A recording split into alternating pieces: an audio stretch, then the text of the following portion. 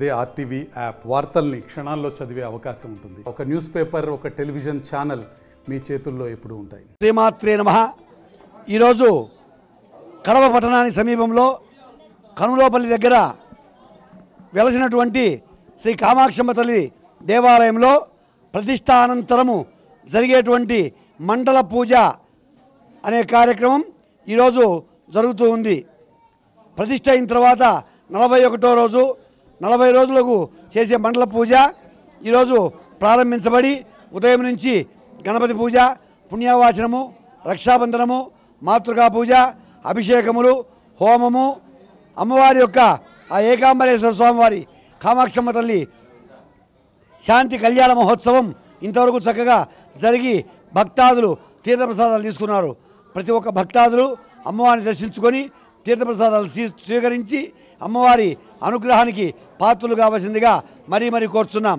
ఎందుకంటే జగజ్జనని లోకరక్షణి అయినటువంటి ఆ కామాక్షమ్మ తల్లి చాలా ప్రసిద్ధమైనటువంటి దేవత. కాబట్టి ఆ తల్లిని దర్శించి ఆ దర్శన భాగ్యాన్ని కలుగు చేసుకొని తీర్థప్రసాదాలు స్వీకరించి స్వామివారి అమ్మవారి అనుగ్రహానికి పాత్రలు కావాల్సిందిగా యావత్తు భక్తులందరికీ తెలియజేయడమైనది.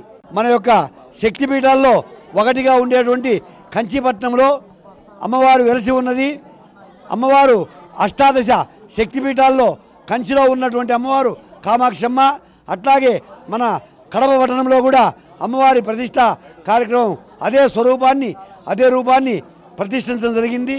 కాబట్టి భక్తాదులు కంచికి పోలేని వాళ్ళు ఇక్కడ దర్శించుకొని అమ్మవారి యొక్క అనుగ్రహానికి, ఆ కామాక్షమ్మ తల్లి అనుగ్రహానికి పాత్రలు కావాల్సిందిగా మరీ కోరుచున్నాం. ఓం శ్రీమాత్రే నమః.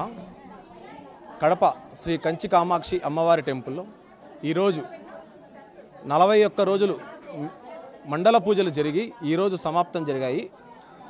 ఈరోజు 41 రోజు మండల పూజ, హోమము, అభిషేకాలు, నెక్స్ట్ కళ్యాణము, ఇవన్నీ ఈరోజు చాలా అద్భుతంగా జరిగాయి. వచ్చిన భక్తులకు చాలా కృతజ్ఞతలు.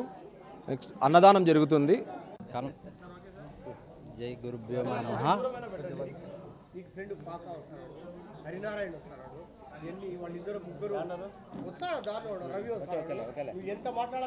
జై గురుభ్యో నమః. కనుమలపల్లి కామాక్షి అమ్మవారు కంచి పీఠాధిపతి స్వామివారు వచ్చి ఆశీర్వాదం చేసి ఇక్కడ గుడి ప్రతిష్ఠించినారు. ఇక్కడ అనుభూతి శక్తి స్వరూపిణి అమ్మవారు, శాంత స్వరూపిణి. కోరుకునే కోరికలు నెరవేరుతాయి. అమ్మవారికి దీక్షలో ఉండి 41 రోజు దీక్ష చేశాము. హోమాలు జరిగి ఈరోజు 41 రోజు సందర్భంగా హోమం చేసి అమ్మవారి విగ్రహ ప్రతిష్టకి కళ్యాణము జరిగినది. ఇక్కడ అందరు భక్తాదులు వచ్చి అమ్మవారి దర్శనం చేసుకొని అమ్మవారి కళ్యాణము వీక్షించి దర్శనానికి ప్రాప్తులు కావాలని కోరుతున్నాము. కడప పట్టణంలో కనుమలపల్లి దగ్గర తూర్పున కొండలు, పడమర కొండలు మధ్యన ఆహ్లాదకరమైన వాతావరణంలో మన కంచి కామాక్షమ్మ టెంపుల్ను మన సంఘం వారు నిర్మించినారు. కాబట్టి ఇది చాలా ఆహ్లాదకరంగా ఉంది. కాబట్టి ఇది కడపకు రెండవ కంచిగా పేరుగాంచి ప్రసిద్ధిగాంచాలని చెందుతున్నాము. ఈరోజు కనుమలపల్లి దగ్గర ఉన్నటువంటి కామాక్షి అమ్మవారి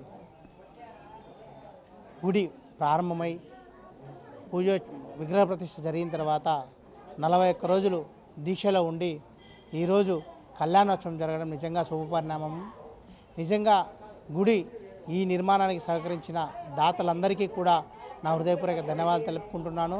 అంగరంగ వైభవంగా ఈరోజు ఈ కళ్యాణోత్సవం జరగడం నిజంగా అందరి కడపలో ఉన్నటువంటి ప్రజలందరూ సుఖ సంతోషాలతో ఉండాలని చెప్పేసి అమ్మవారిని వేడుకోవడం జరిగింది. రాబో కాలంలో ఈ ఆలయం దినదినాభివృద్ధి జరిగి చాలా మంచి నిర్మాణంగా ఇది కొనసాగాలని చెప్పి కోరుకుంటూ సెలవు తీసుకుంటాం.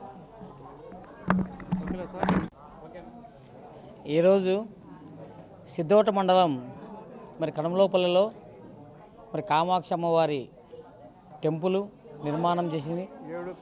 మరి ఈ నిర్మాణంలో మరి కార్యనిర్వాహకులైనటువంటి రమణ గారు, మరి మన పుల్లయ్య అన్నగారు, వీళ్ళందరూ కూడా నాకు సుపరిచితులు.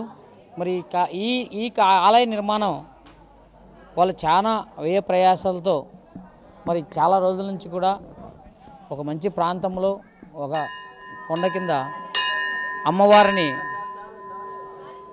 అకుంఠిత దీక్షతో మరి మొక్కవోని విధంగా వాళ్ళ ప్రయాణం సాగింది. మరి ఇటువంటి వ్యయ ప్రయాసాలతో ఇంత పెద్ద ఆలయాన్ని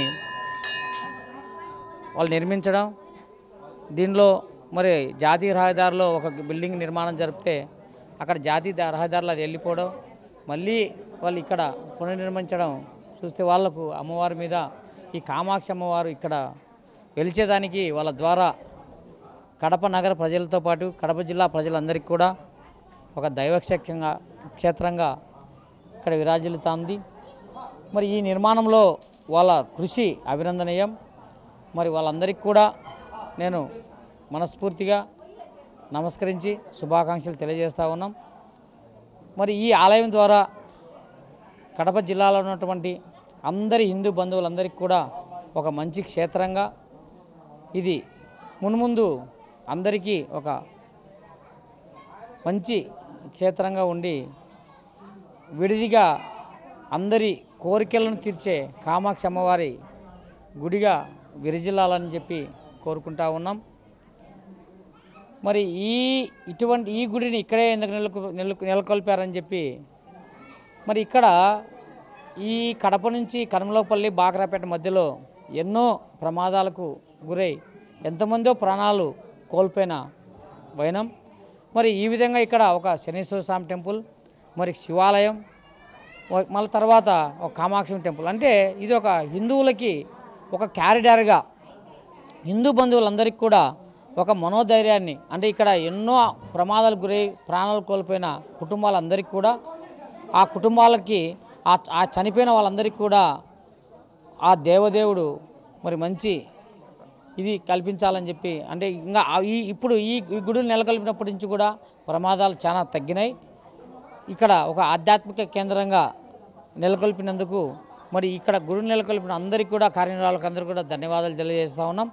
మరి ఆంధ్ర రాష్ట్రంతో పాటు భారతదేశంలో హిందువుల స్థితిగతులు అంతరించిపోయే పరిస్థితులు, అంటే రాను రాను మనకు స్వాతంత్రం వచ్చి 77 సంవత్సరాల తర్వాత గత పాలకులు పాలించిన తీరు హిందువుల రాజ్యంగా ఆ రోజు మరి ఒక ముస్లిం హిందూ అనేది భాగంగా అఖండ భారతదేశంలో మరి పాకిస్తాన్ను బంగ్లాదేశ్ను విడిదీసిన పరిస్థితి. మరి ఒక హిందూ దేశంగా ఉన్నది ఈరోజు ఒక మెజారిటీ పీపుల్గా ఉన్న హిందువులు ఈరోజు మైనారిటీ పీపుల్గా వెళ్తూ ఉన్నారు. మరి ఇదంతా కూడా ప్రతి హిందువు గమనించాల్సిన విషయం. ఇటువంటి తరుణంలో మరి హిందువుల మనోభావాలు దెబ్బతీయకుండా ఇటువంటి గుడులు కూడా పరిరక్షించేదానికి మా అధినాయకుడు జనసేన పార్టీ స్థాపించిన అధినాయకుడు పవన్ కళ్యాణ్ గారు మరి హిందుత్వాన్ని, హిందూ బంధువులందరినీ కూడా ఏకతాటిపైకి ఒక ఆంధ్ర రాష్ట్రంలోనే గారు యావత్ భారతదేశంలో ఉన్న హిందువులు, యావత్ ప్రపంచంలో ఉన్న హిందువులందరికీ కూడా మనోభావాలని ధైర్యం నింపి ఈ మధ్య ఆయన ఒక సనాతన ధర్మం అనేది, సనాతన ధర్మానికి ఒక మండలి చేకూర్చాలని చెప్పి కేంద్ర ప్రభుత్వానికి సూచించడం, అంటే తొందరలోనే మేము కొంచెం ఆశిస్తూ ఉన్నాం.